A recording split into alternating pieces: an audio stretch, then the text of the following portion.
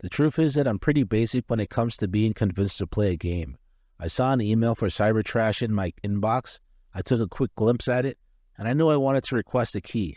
I want to say don't judge a book by its cover comes to mind, mainly because I feel that CT didn't meet my expectations, but at the same time, it was still good enough. Like I just mentioned, CT's visuals were what drew me in.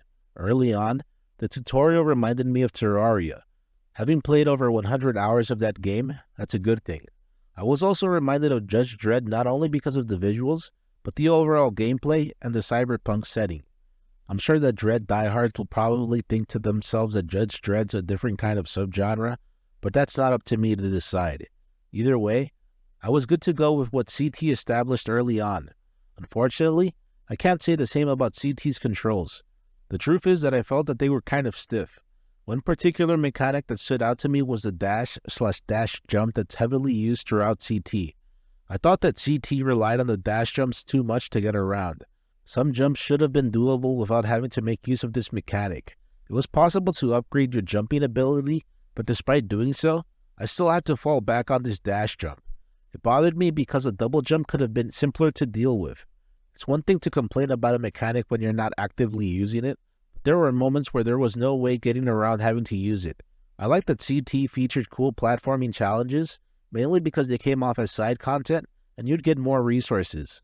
At the same time, sometimes these challenges took much longer than I would have liked because of how the dash jump wasn't easy to work with. Someone else might think, or maybe you just couldn't get the hang of it, but I'd say it's a bit of both. At the same time, the dash wasn't entirely bad. There was one enemy in particular that frequently dropped grenades at you from above. I ended up finding out that you could dash away the grenades, and that was awesome. I'm pretty sure that if it were timed correctly with other enemies on screen, you could slide the grenades towards them and cause damage that way. This example makes it clear that CT offered room for you to work with, but at the same time, the overall game doesn't lead to wanting to invest a great deal of time to master intricate mechanics such as this one. It's possible that I'd think differently if this were the only game I had to play, but it isn't. I went into CT without thinking whether or not it'd be a breeze to go through, or if it'd be difficult. For around the first half of the game, I was able to get through it without real challenges. It was towards the end of CT that it started to get harder. What's weird is that rather than it being hard because of bosses, it got harder because of tougher enemies and longer periods of time without autosaves. It also didn't help that CT's shooting is limited to 4-directional. I guess you can say Cuphead spoiled me, but then again, I set myself up for disappointment there, seeing as how this is a different kind of retro-styled game. I generally try to cover as much of a game as I can, but sometimes what you see is really what you get. Some may think of this as an insult, but CyberTrash is a game that I consider one and done. What I mean is that after one playthrough, I'm moving on from it and I doubt I'll play it again. There's nothing wrong with that at all because I generally had a good time playing it. I got around 3 to 5 hours of playtime from CyberTrash, so I know others will enjoy it. It's also worth mentioning that despite some of the issues with the game's movement, CyberTrash was easy to keep playing.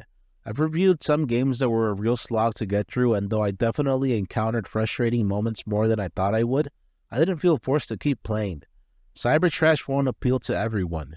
While I'm interested in retro-styled games that are sci-fi/cyberpunk themed, that's not enough to convince others to give it a try. If you're like me and you're willing to give games a try, feel free to do so. As I get older, I realize that giving a game a try for a brief amount of time and then moving on is better than prejudging it and not trying it at all. Based on other similar games I've played, I'd say that there are better versions of this game out there, but at the same time, there's enough in CyberTrash to say that you got your money's worth. How do you feel about games that go overboard with relying on a specific mechanic? Are you fine with playing games once and not replaying them? What makes you want to give a retro-styled game a try? And does that change when encountered with modern games? If you enjoyed this content, please feel free to like, comment, subscribe, and share. Thank you very much for watching.